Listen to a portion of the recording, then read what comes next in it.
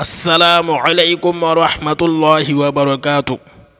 প্ৰিয় দৰ্শক মণ্ডলী, আজি মই আকৌ আপোনালোকৰ ওচৰত নতুন এটা ভিডিঅ' লৈ আহিছোঁ আৰু আজিৰ ভিডিঅ'টো হৈছে কোৰবানীৰ উপলক্ষে ইনশাআল্লাহ সকলোৱে বেছি শ্বেয়াৰ কৰি দিব।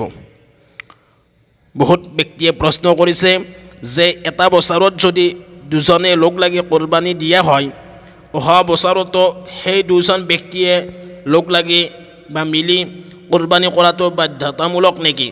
এই বিষয়ে শৰীয়তে কি কয়? ইয়াৰ সঠিক উত্তৰ হৈছে যে নহয়, তেনেকুৱা কোনো কথা নাই। বৰং শৰীয়তে নিৰ্ধাৰণ কৰা পৰিমাণ সম্পত্তি থাকিলে ব্যক্তিজনে কোৰবানী কৰিব লাগে। কেনেকৈ কৰিব সেইটো সম্পূৰ্ণ ব্যক্তিগত কথা। যাৰ লগত মিলি এবাৰ কোৰবানী কৰা হৈছে তেওঁৰে লগত অহা বছৰো কৰিব লাগিব বুলি কোনো কথা নাই।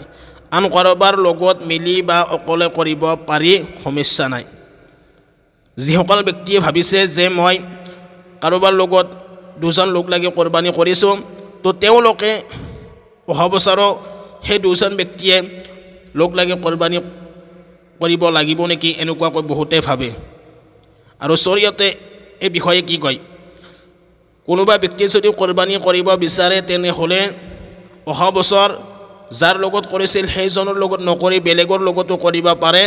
আৰু যদি তেওঁ সমৰ্থন আছে, টকা পইচা বহুত বেছি আছে, তেনেহ'লে তেওঁ নিজে অকলেও দিব পাৰে। সেইটো নিজৰ ব্যক্তিগত কথা। আৰু এটা প্ৰশ্ন আহিছে, কোৰবানীৰ জন্তু জবেহ কৰাজনক বা মাংস কাটি দিয়াসকলক পাৰিশ্ৰমিক হিচাপে মাংস দিব পাৰিনে? এই বিষয়ে শৰীয়তে কি কয়? ইয়াৰ সঠিক উত্তৰটো হৈছে কোৰবানীৰ জন্তু জবেহ কৰাৰ বা মাংস কাটি দিয়াৰ বিনিময়ত টকাৰে মজুৰি দিব পাৰি, কিন্তু কোৰবানীৰ জন্তুৰ মাংস পাৰিশ্ৰমিক হিচাপে দিব নোৱাৰে। বুখাৰী শৰীফত আছে, হযৰত আলী ৰাদিয়াল্লাহু তাআলা আনহুৱে কৈছে, নবী সাল্লাল্লাহু আলাইহি ওয়াসাল্লামই মোক কোৰবানীৰ উট চোৱা চিতাৰ আদেশ দি কৈছে, তাৰ পৰা যাতে কোনো বস্তু কচাই বিনিময়ত নিদিয়ে।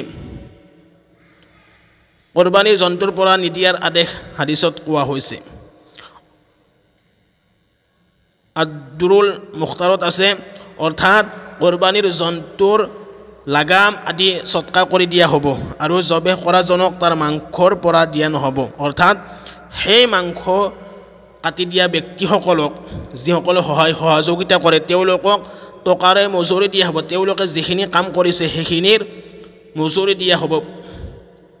কাটি দিয়াৰ হৈ তেওঁলোকক মাংস দিব নালাগে, এইটো মনত ৰাখিব। যদি বহুত বেছি গৰীব মিস্কিন হয় তেওঁলোকে কোৰবানী দিব নোৱাৰে আৰু তেওঁলোকৰ কোনো ৰিষ্টেদাৰৰ পৰাও কোৰবানী নিদিয়ে, তেনেকুৱা ব্যক্তিক দিব পাৰে, কোনো অসুবিধা নাই। যদি কোনোবা ব্যক্তিয়ে কোৰবানী দিছে বা সহায় কৰি দিছে, কাটি দিছে, তেনেহ'লে তেওঁলোকক